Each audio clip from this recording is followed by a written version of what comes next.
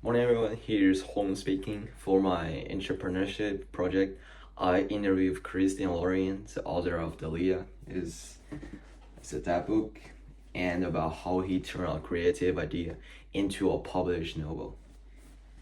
By the way, I don't want my video really boring, so I divided it by different part and my different questions. So please patient on it and enjoy the video. Thank you so much. If I could give myself advice when I was first starting this project, which was about 3 years ago when I was 23, the main thing is actually about the writing process. So that is very contradictory to the way that writing often works. Yes, you do want to have some things where you're planning, but a lot of times you as the author have to be surprised along the way as you're writing. And I didn't quite understand that all the time. So for example, there's 2 or 3 things that are mentioned in the first couple chapters that I didn't know what they meant. I didn't understand how this was going to be tied into the story. And it drove me crazy for months trying to figure out how this would work out.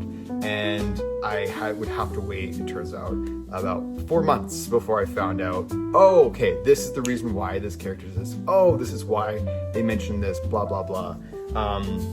And so what I learned from that is you really have to trust the story. You have to trust the way that you are being led to the conclusion of it. You have to surrender control a little bit and just, trust the story.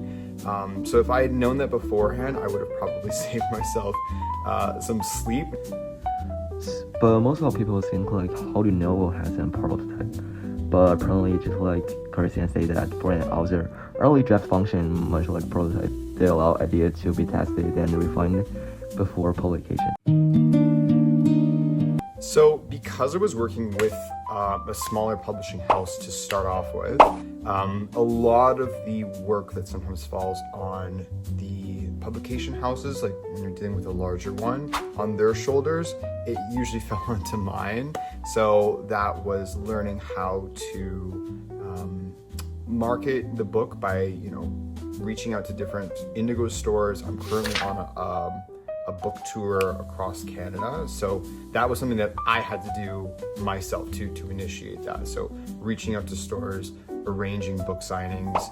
I designed, I'll insert here, bookmarks. I also had a very large standing poster, about 6'7", of the book cover and everything that I bring to signings. Once the product was complete, Christian entered the sharing stage by promoting the book through a signing, review bookstore, and nationwide book tour.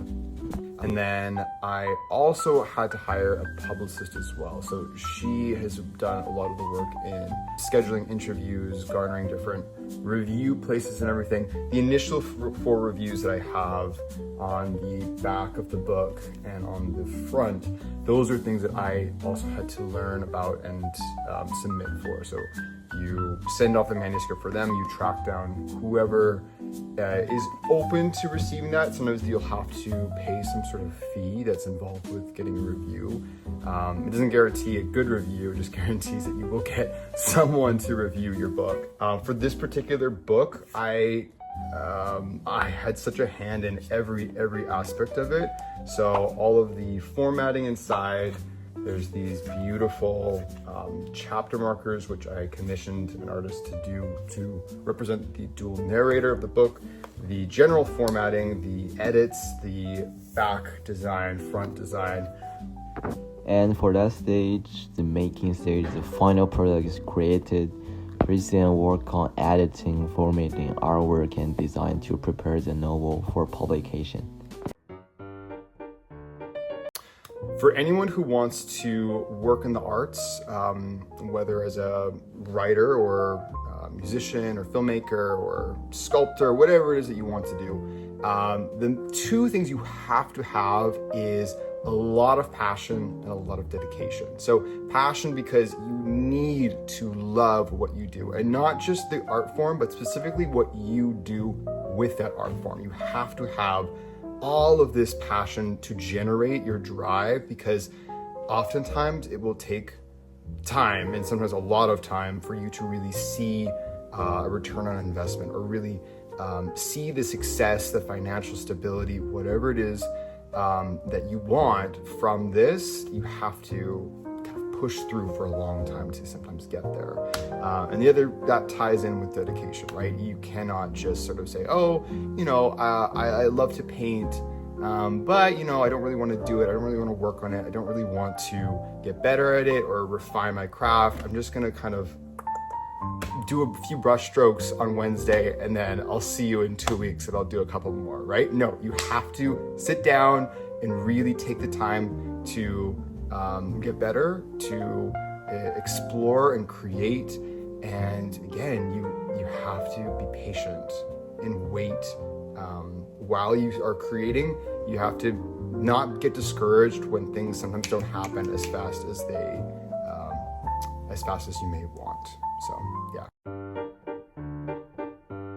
For my own self, I'm very, very excited about the future for Dahlia. Like I had mentioned, I'm currently on a book tour. I've had a lot of really great feedback and success with it so far.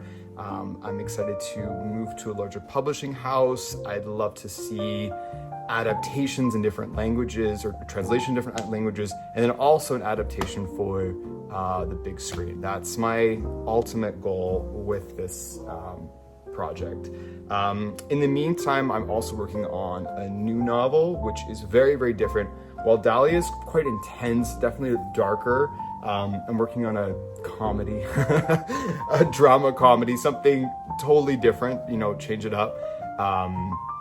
And yeah, moving it to a larger publishing house and just seeing where things go. So that's kind of where I'm at right now. Thank you so much for listening. I hope you've enjoyed learning a little bit more about myself and about Dahlia, and just sort of the world of writing and being an author in 2026. Yeah, best of luck, any future artists and writers and creators.